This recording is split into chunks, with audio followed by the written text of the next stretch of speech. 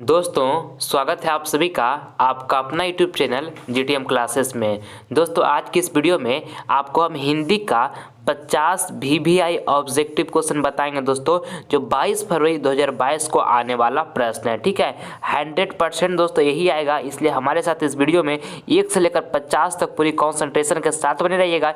एक प्रश्न में दोस्तों स्किप नहीं कीजिएगा। ये 50 में से 50 प्रश्न जो है दोस्तों, इसमें से बहुत सारे प्रश्न जो होगा सेम टू सेम दोस्तों हूबहू 22 फरवरी 2022 को पेपर में छपेगा। ये मेरा 100% गारंटी है। ठीक है, इसलिए इस वीडियो का दोस्तों 1 सेकंड भी आप पार्ट स्किप नहीं कीजिएगा, पूरी कंसंट्रेशन के साथ हमारे साथ बने रहिएगा। ठीक है, तो आइए फिर हम वीडियो को स्टार्ट कर देते हैं। देखिए पहला प्रश्न, लक्ष्मी के पति का क्या नाम है? दोस्तों काफी महत्वपूर्ण प्रश्न है आपके फाइनल बोर्ड परीक्षा 2022 के लिए। आपको बताना कि लक्ष्मी के पति का क्या नाम है, तो लक्ष्मण नाम है। आप इसको याद रखिएगा अच्छे तरीके से। ऑप्शन नंबर यहाँ पर बी जो होगा बाबू बिल्कुल करेक्ट आंसर हो जाएगा। ठीक है, चलिए अगला प्रश्न हम देखते हैं। दूसरा नंबर कहता है बिरजू महाराज का संबंध किससे था? आपको बताना कि बिरजू महाराज का संबंध किससे था, तो कथक से बिरजू महाराज का संबंध था। ठीक है, ऑप्शन नंबर यहाँ पर सी जो होगा बिल्कुल करेक्ट आंसर हो जाएगा।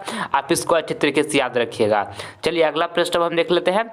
तीसरा नंबर, भारत में जाति प्रथा का मुख्य कारण क्या है? दोस्तों काफी महत्वपूर्ण प्रश्न है आपकी फाइनल बोर्ड परीक्षा 2022 के लिए। तीसरा नंबर प्रश्न आपको बताना है कि भारत में जाति प्रथा का मुख्य कारण क्या है, तो बेरोजगारी है। ठीक है, ऑप्शन नंबर यहाँ पर ए जो होगा बाबू बिल्कुल करेक्ट आंसर हो जाएगा। आप इसको याद रखिएगा। ठीक है, चलिए अगला प्रश्न हम देखते हैं। चौथा नंबर कहता है किस नदी के बांध के नीचे लक्ष्मी का घर था? दोस्तों काफी महत्वपूर्ण प्रश्न है आपके फाइनल बोर्ड परीक्षा के लिए। आपको बताना है कि किस नदी के बांध के नीचे लक्ष्मी का घर था, तो देवी नदी के बांध के नीचे दोस्तों लक्ष्मी का घर था। ऑप्शन नंबर यहाँ पे सी जो होगा बिल्कुल करेक्ट आंसर हो जाएगा। आपको इसको अच्छे तरीके से याद रखना है। चलिए अगला प्रश्न हम देखते हैं। पांचवा नंबर कहता है बहादुर कहाँ से भागकर आया था? ऑप्शन ए में लिखा है नेपाल से, बी में लिखा है भूटान से, सी में लिखा है उड़ीसा से, डी में लिखा है बिहार से। तो आपको बताना है ये प्रश्न कि बहादुर कहाँ से भागकर आया था, तो नेपाल से भागकर आया था। ठीक है, ऑप्शन नंबर यहाँ पे ये जो होगा बिल्कुल हमारा करेक्ट आंसर हो जाएगा। आइए अगला प्रश्न हम देखते हैं। छठा नंबर कहता है परंपरा का मूल्यांकन है। आपको बताना है दोस्तों कि परंपरा का मूल्यांकन है तो निबंध है। ठीक है, परंपरा का मूल्यांकन को जो विधा है बाबू निबंध है। ऑप्शन नंबर यहाँ पर ए जो होगा हमारा बिल्कुल करेक्ट आंसर हो जाएगा। आप इसको याद रखिएगा। ठीक है, चलिए अगला प्रश्न हम देख लेते हैं।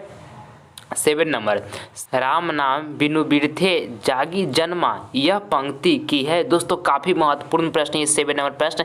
आपको बताना है ये प्रश्न में कि राम नाम बिनु बिरथे जागी जन्मा, यह पंक्ति जो है किसकी है, तो गुरु नानक की है। दोस्तों आप इसको याद रखिएगा। ऑप्शन नंबर यहाँ पर ए जो होगा बिल्कुल करेक्ट आंसर हो जाएगा। आप इसको अच्छे तरीके से याद रखिएगा। ठीक है, चलिए नेक्स्ट प्रश्न हम देख लेते हैं। 8 नंबर, दोस्तों इस वीडियो के माध्यम से जो आपको हम 50 ऑब्जेक्टिव क्वेश्चन बता रहे हैं आपके फाइनल बोर्ड परीक्षा 2022 के लिए, काफी महत्वपूर्ण प्रश्न मेरे प्यारे साथियों। ये 50 में से बहुत सारे प्रश्न जो होंगे आपको 22 फरवरी को दोस्तों पेपर में जाकर हूबहू छपेगा। ये मेरा 100% गारंटी है। ठीक है, इसलिए आप इस वीडियो में हमारे साथ 1 से लेकर 50 तक पूरी कंसंट्रेशन के साथ बने रहिएगा। एक भी प्रश्न दोस्तों स्किप नहीं कीजिएगा। ये सभी प्रश्न आपके 22 फरवरी के लिए दोस्तों अति महत्वपूर्ण है। ठीक है, 22 फरवरी पेपर जो आपका होने वाला है दोस्तों 2022 बोर्ड एग्जाम, उनके लिए 50 ऑब्जेक्टिव क्वेश्चन काफी महत्वपूर्ण है, इसलिए पूरी कंसंट्रेशन के साथ हमारे साथ आप बने रहें। ठीक है, चलिए अब हम देखते हैं। 8 नंबर प्रश्न कहता है कि जाति प्रथा स्वाभाविक विभाजन नहीं है, क्यों? काफी महत्वपूर्ण प्रश्न है। ऑप्शन ए में लिखा हुआ है भेदभाव के कारण, बी में लिखा हुआ है शोषण के कारण, सी में लिखा है गरीबी के कारण, और डी में लिखा है रुचि पर आधारित नहीं होने के कारण। तो बताइए आपसे विद्यार्थी, आपसे पूछा जा रहा है प्रश्न में कि जाति प्रथा स्वाभाविक विभाजन नहीं है, क्यों? तो रुचि पर आधारित नहीं होने के कारण नहीं है। ठीक है, ऑप्शन नंबर यहाँ पे डी जो होगा बाबू बिल्कुल करेक्ट आंसर हो जाएगा हमारा। ठीक है, आप इसको याद रखिएगा। आइए अगला प्रश्न हम देख लेते हैं। 9 नंबर, भारत माँ के श्रेष्ठ मुख की तुलना कवि ने किससे की है? काफी महत्वपूर्ण प्रश्न है आपके फाइनल बोर्ड परीक्षा के लिए। ऑप्शन ए में लिखा है सूर्य, बी में लिखा हुआ है कंचन, सी में लिखा है पुष्प, और डी में लिखा है छायायुक्त चंद्र। तो आपको बताना है ये प्रश्न में कि भारत माँ के श्रेष्ठ मुख की तुलना कवि ने किससे की है, तो छायायुक्त चंद्र से की है। ठीक है, ऑप्शन नंबर यहाँ पे डी जो होगा हमारा बिल्कुल करेक्ट आंसर हो जाएगा। आपको इसको अच्छे तरीके से याद रखना है। ठीक है, चलिए अगला प्रश्न हम देख लेते हैं। 10 नंबर, बहादुर का बाप कहाँ मारा गया था? बताइए मेरे प्यारे साथियों, आपको बताना है ये प्रश्न में कि बहादुर का बाप कहाँ मारा गया था? तो युद्ध में मारा गया था। आप इसको याद रखिएगा, फाइनल बोर्ड परीक्षा 2022 के लिए ये प्रश्न अति महत्वपूर्ण प्रश्न है। ठीक है, आइए अगला प्रश्न हम देख लेते हैं। 11 नंबर, अमरकांत का जन्म कहाँ हुआ? आपको बताना है ये 11 नंबर प्रश्न बाबू कि अमरकांत का जन्म कहाँ हुआ? तो बलिया उत्तर प्रदेश में हुआ अमरकांत का जन्म। ऑप्शन नंबर यहाँ पे ये जो होगा बिल्कुल करेक्ट आंसर हो जाएगा, आप इसको याद रखिएगा। ठीक है, चलिए अगला प्रश्न हम देख लेते हैं। 12 नंबर, कहानीकार के लड़के का क्या नाम था? दोस्तों काफ़ी महत्वपूर्ण है। देखिए ऑप्शन ए में लिखा हुआ है कासू, बी में लिखा हुआ है केसु, सी में लिखा है राम और डी में लिखा है किशोर। तो आपसे विद्यार्थी बताइए कि कहानीकार के लड़के का क्या नाम था? तो किशोर नाम था। ठीक है, ऑप्शन नंबर यहाँ पे डी जो होगा बाबू बिल्कुल करेक्ट आंसर हो जाएगा, आप इसको याद रखिएगा। ठीक है, चलिए अगला प्रश्न हम देख लेते हैं। 13 नंबर कहता है बहादुर लेखक की पत्नी निर्मला को किस रूप में देखता था? दोस्तों ये प्रश्न आपके फाइनल बोर्ड परीक्षा के लिए अति महत्वपूर्ण प्रश्न है। आपको बताना है कि बहादुर लेखक की पत्नी निर्मला को किस रूप में देखता था? दोस्तों माँ के रूप में देखता था। ठीक है, आप इसको याद रखिएगा। ऑप्शन नंबर यहाँ पे डी जो होगा बिल्कुल करेक्ट आंसर हमारा हो जाएगा। ठीक है, चलिए अगला प्रश्न हम देख लेते हैं। अगला प्रश्न हमारा 14 नंबर का था द्रव्यवाचक संज्ञा का उदाहरण है। ऑप्शन ए में लिखा हुआ गुच्छा, बी में लिखा है तेल, सी में लिखा हुआ है शहर और डी में लिखा है कच्छा। तो आपको बताना है मेरे प्यारे साथियों ये 14 नंबर प्रश्न में कि द्रव्यवाचक संज्ञा का उदाहरण है तेल जो है ना, द्रव्यवाचक संज्ञा का उदाहरण है। ठीक है, ऑप्शन नंबर यहाँ पर बी जो होगा बिल्कुल हमारा करेक्ट आंसर हो जाएगा। ठीक है, चलिए आगे बढ़ते हैं। अब हम 15 नंबर प्रश्न कहता है श्रम विभाजन और जाति प्रथा के लेखक कौन है? आपको बताना है बाबू ये 15 नंबर प्रश्न में कि श्रम विभाजन और जाति प्रथा के लेखक कौन है? तो बाबा साहेब भीमराव अंबेडकर हैं। ऑप्शन नंबर यहाँ पर सी जो होगा बिल्कुल करेक्ट आंसर हो जाएगा। आपसे विद्यार्थी इसको याद रखिएगा कि श्रम विभाजन जाति प्रथा का लेखक बाबा साहेब भीमराव अंबेडकर हैं। ठीक है, चलिए अगला प्रश्न हम देख लेते हैं। 16 नंबर कहता है मंगू की माँ कितनी संतानें थी? आपको बताना है दोस्तों ये प्रश्न में कि मंगू की माँ की कितनी संतानें थी? दोस्तों तो कितनी संतानें थी? 4 संतानें थी। आपसे विद्यार्थी इसको अच्छी तरीके से याद करके रखिएगा। ऑप्शन नंबर यहाँ पर सी जो होगा बिल्कुल करेक्ट आंसर हमारा होगा। ठीक है, चलिए अगला प्रश्न हम देखते हैं। 17 नंबर कहता है कि मंगमा मिठाई किसके लिए ले जा रही थी? ये भी प्रश्न काफ़ी महत्वपूर्ण है आपके फाइनल बोर्ड परीक्षा के लिए। ऑप्शन ए में लिखा है पोता के लिए, बी में लिखा हुआ है पोती के लिए, सी में लिखा है बहू के लिए, डी में लिखा है में से कोई नहीं। तो आपसे विद्यार्थी बताइए प्रश्न को, आपको बताना है कि मंगमा मिठाई किसके लिए ले जा रही थी? तो पोता के लिए ले जा रही थी। ठीक है, ऑप्शन नंबर यहाँ पर ए जो होगा ना बिल्कुल करेक्ट आंसर हो जाएगा, आप इसको याद रखिएगा। ठीक है, चलिए अगला प्रश्न हम देख लेते हैं। 18 नंबर हिरोशिमा किस देश में है? आपको बताना है कि हिरोशिमा किस देश में है? तो जापान में हिरोशिमा है बाबू। ऑप्शन नंबर यहाँ पर सी जो होगा बिल्कुल करेक्ट आंसर हो जाएगा, आप इसको याद रखिएगा। ठीक है, चलिए अगला प्रश्न हम देख लेते हैं। 19 नंबर कहता है रस खान किसके भक्त थे? आपको बताना है ये 19 नंबर प्रश्न में कि रस खान किसके भक्त थे? तो कृष्ण के भक्त रस खान थे। ठीक है, ऑप्शन नंबर ए जो होगा बिल्कुल हमारा यहाँ पे करेक्ट आंसर हो गया। आइए अगला प्रश्न हम देखते हैं। 20 नंबर और मेरे प्यारे साथियों अगर जो आप सभी विद्यार्थियों ने अभी तक हमारे चैनल को सब्सक्राइब नहीं किया है तो जल्द इस चैनल को सब्सक्राइब कर लें। इससे आपको फ़ायदा क्या होगा कि जब हम लाइव क्लास लेकर आएंगे तो इसका नोटिफिकेशन जो है बाबू सबसे पहले आपको प्राप्त होगा। ठीक है, अगर जो अभी तक आप सभी विद्यार्थियों ने जीटीएम क्लासेस परिवार से नहीं जुड़े हैं तो आप हमारे साथ जुड़ जाइए और 2022 बोर्ड एग्जाम का काफ़ी शानदार अच्छे तरीके से तैयारी कीजिए और इसमें दोस्तों काफ़ी शानदार प्रदर्शन करके माँ और पिता को दोस्तों आंखों में खुशी के आंसू बहाइए जिस दिन आपका रिजल्ट आएगा उस दिन। ठीक है, मन से पढ़ाई करते रहिए, हम आपके साथ बने हुए हैं, आप हमारे साथ कंटिन्यू बने रहिएगा। ठीक है, चलिए देखिए 20 नंबर प्रश्न कहता है कि मैक्स मुलर के अनुसार सच्चे भारत के दर्शन कहाँ हो सकते हैं? काफ़ी महत्वपूर्ण प्रश्न है। ऑप्शन ए लिखा है मुंबई में, बी लिखा है दिल्ली में, सी लिखा है ग्रामीण भारत में और डी लिखा है कोलकाता में। तो आपको बताना है ये 20 नंबर प्रश्न है कि मैक्स मुलर के अनुसार सच्चे भारत के दर्शन कहाँ हो सकते हैं? तो ग्रामीण भारत में हो सकता है। ऑप्शन नंबर यहाँ पर सी जो होगा बिल्कुल करेक्ट आंसर हो जाएगा, आपको इसको अच्छे तरीके से याद रखना है। ठीक है, चलिए अगला प्रश्न हम देखते हैं। 21 नंबर कहता है भारत माता कविता का कवि कौन है? आपको बताना है बाबू ये प्रश्न में कि भारत माता कविता का कवि कौन है? तो सुमित्रा नंदन पंत है। आपको इसको याद रखना है अच्छे तरीके से, आपके फाइनल बोर्ड परीक्षा के लिए काफ़ी महत्वपूर्ण प्रश्न है। ऑप्शन नंबर ए यहाँ पे बिल्कुल राइट आंसर हो गया। ठीक है, चलिए अगला प्रश्न हम देख लेते हैं। 22 नंबर, नागरी लिपि के आरंभिक लेख हमें कहाँ से मिलते हैं। दोस्तों काफ़ी महत्वपूर्ण प्रश्न ये 22 नंबर प्रश्न आपको बताना है कि नागरी लिपि के आरंभिक लेख हमें कहाँ से मिलते हैं, तो दक्षिण भारत से मिलते हैं। ठीक है, दक्षिण भारत से मिलते हैं।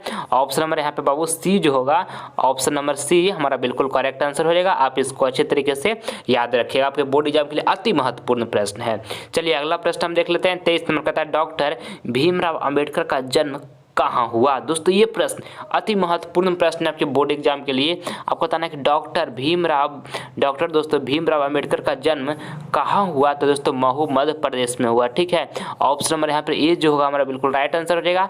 आप इसको अच्छे तरीके से याद रखिएगा। ठीक है, चलिए अगला प्रश्न हम देखते हैं। 24 नंबर, सूर्य नामक पुस्तक किसकी रचना है। आपको दोस्तों ये 24 नंबर प्रश्न में बताना है कि सूर्य नामक पुस्तक किसकी रचना है, तो गुणाकर मूले का है। दोस्तों आपको इसको याद रखना है।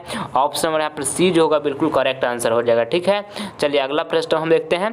25 नंबर कहता है रामायण की रचनाकार किस भाषा में है। आपको बताना है बाबू कि रामायण की रचनाकार किस भाषा में, संस्कृत, हिंदी, उर्दू, अंग्रेजी। तो रामायण की रचनाकार किस भाषा में है, तो संस्कृत में है। ठीक है, ऑप्शन नंबर यहाँ पर ए जो होगा बिल्कुल मेरे राइट आंसर हो जाएगा। मेरे प्यारे साथियों इसको आपको अच्छे तरीके से याद रखना है। ठीक है, चलिए अगला प्रश्न हम देख लेते हैं।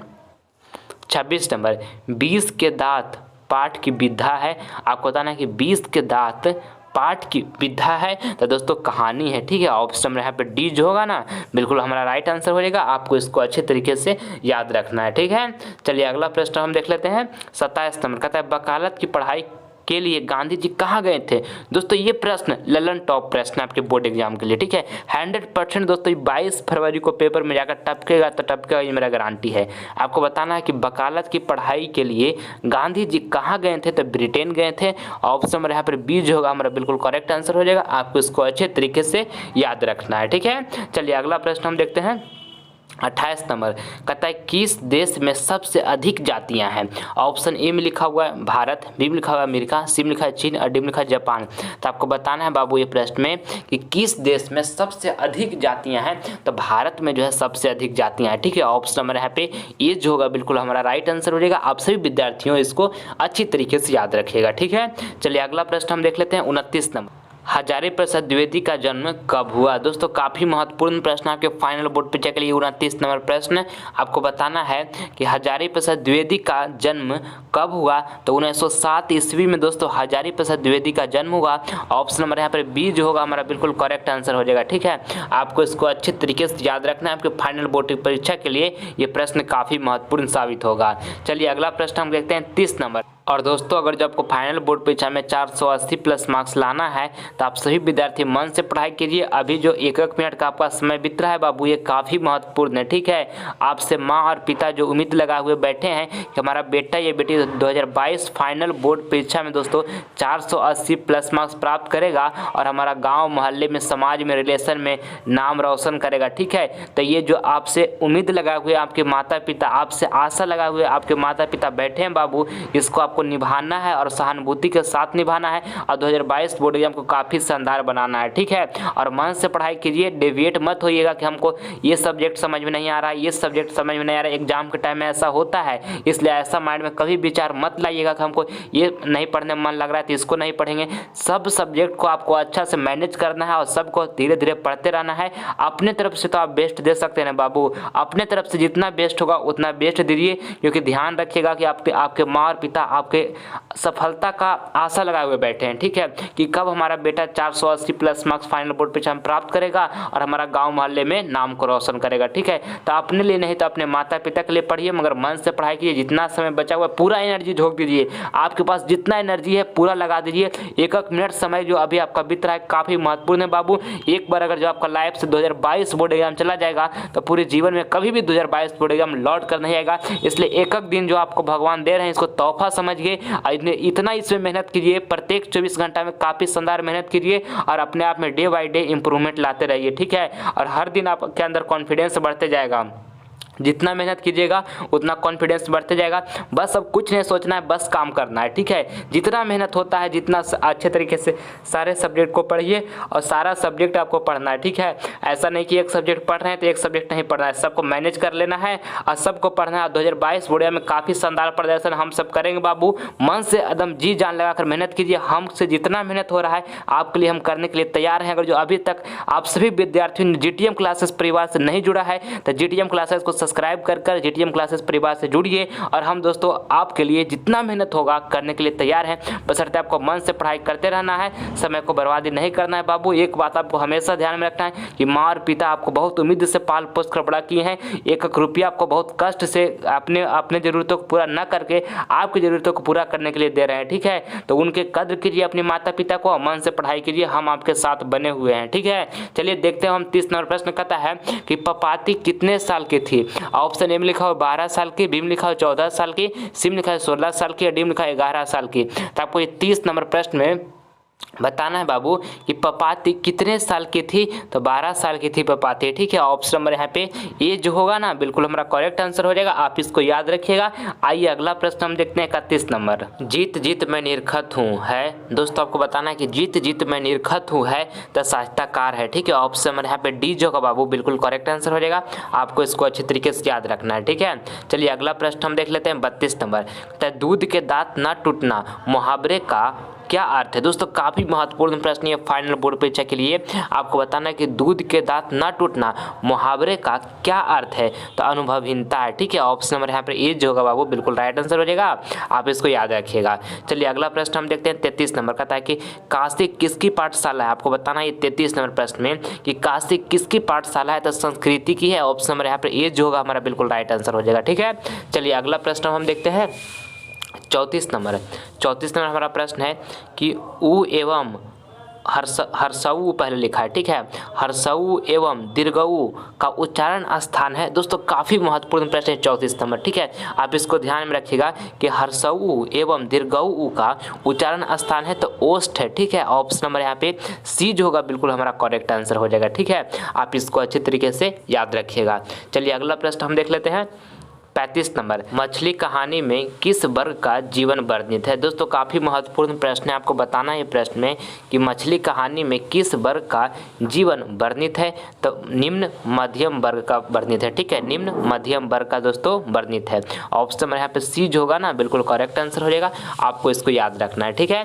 चलिए अगला प्रश्न हम देखते हैं 36 नंबर। कहता है रामधारी सिंह दिनकर कहाँ के रहने वाले थे। आपको ये 36 नंबर प्रश्न बताना है कि रामधारी सिंह दिनकर कहाँ के रहने वाले थे। तो बिहार के रहने वाले थे दोस्तों, आपको इसको याद रखना है। ऑप्शन नंबर यहाँ पर बी जो होगा हमारा बिल्कुल करेक्ट आंसर हो जाएगा, ठीक है।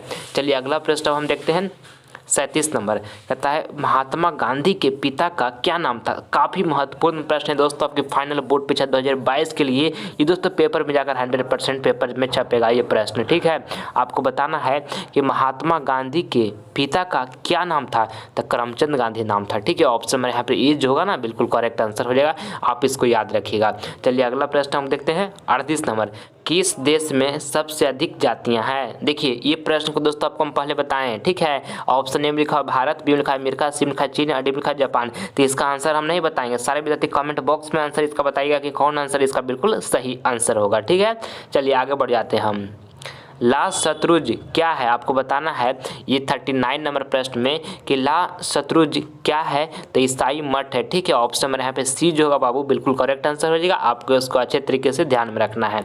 चलिए अगला प्रश्न हम देखते हैं 40 नंबर प्रश्न है कि विधवा शब्द का विलोम है, यानी कि उल्टा शब्द आपको बताना है। विलोम मतलब होता है उल्टा, तो विधवा का दोस्तों आपको उल्टा बताना है। तो विधवा का दोस्तों उल्टा जो होगा क्या हो जाएगा, सधवा हो जाएगा, ठीक है। यानी कि ऑप्शन नंबर यहाँ पे ए जो होगा ना बिल्कुल राइट आंसर हो जाएगा, आपको इसको अच्छे तरीके से याद रखना है, सधवा, ठीक है। चलिए अगला प्रश्न हम देख लेते हैं महात्मा गांधी का जन्म कब हुआ था। दोस्तों काफ़ी महत्वपूर्ण प्रश्न है 42 नंबर। आपको बताना है कि महात्मा गांधी का जन्म कब हुआ था। तो 2 अक्टूबर 1869 ईस्वी को दोस्तों महात्मा गांधी का जन्म हुआ था।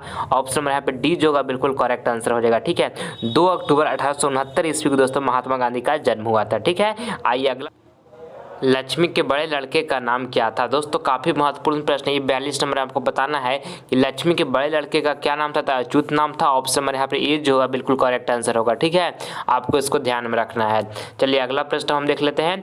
43 नंबर कहता है कि हिंदी भाषा की लिपि क्या है। आपको बताना है कि हिंदी भाषा की लिपि क्या है। तो देवनागरी की लिपि है। ऑप्शन नंबर यहाँ पर बी जो होगा हमारा बिल्कुल करेक्ट आंसर हो जाएगा। ठीक है, चलिए अगला प्रश्न हम देख लेते हैं। 44 नंबर कहता है धरती कब तक घूमेगी शीर्षक कहानी का कहानीकार कौन है। आपको दोस्तों ये 44 नंबर प्रश्न बताना है कि धरती कब तक घूमेगी शीर्षक कहानी का कहानीकार कौन है। तो दोस्तों सावरदैया है। ठीक है, ऑप्शन नंबर यहाँ पे सी जो होगा हमारा बिल्कुल करेक्ट आंसर हो जाएगा।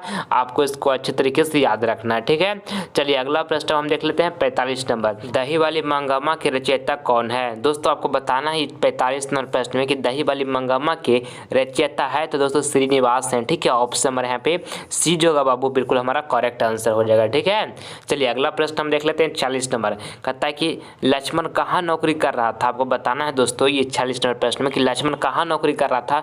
तो कोलकाता में कर रहा था। ठीक है, ऑप्शन नंबर यहाँ पे ए जो होगा हमारा बिल्कुल करेक्ट आंसर हो जाएगा। आपको इसको अच्छे तरीके से याद रखना है। ठीक है, चलिए अगला प्रश्न हम देख लेते हैं। 47 नंबर कहता है आकाश का परिवाची शब्द क्या है। दोस्तों काफ़ी महत्वपूर्ण प्रश्न ये 47 नंबर प्रश्न। आपको बताना है कि आकाश का परिवाची शब्द क्या है। तो व्योम है। ठीक है, ऑप्शन नंबर यहाँ पे जो बी होगा बिल्कुल करेक्ट आंसर हो जाएगा। आप इसको याद रखिएगा। ठीक है, आइए अगला प्रश्न हम देखते हैं। 48 नंबर कहता है सूर्य का समानार्थी शब्द क्या है। आपको बताना है दोस्तों कि सूर्य का समानार्थी शब्द क्या है। तो भानु है। ठीक है, ऑप्शन नंबर यहाँ पे डी जो होगा बिल्कुल करेक्ट आंसर हो जाएगा। आपको इसको अच्छी तरीके से याद रखना है। चलिए अगला प्रश्न हम देख लेते हैं। 49 नंबर भर पेट में कौन सा समास है। आपको बताना है दोस्तों कि भर पेट में कौन सा समास है।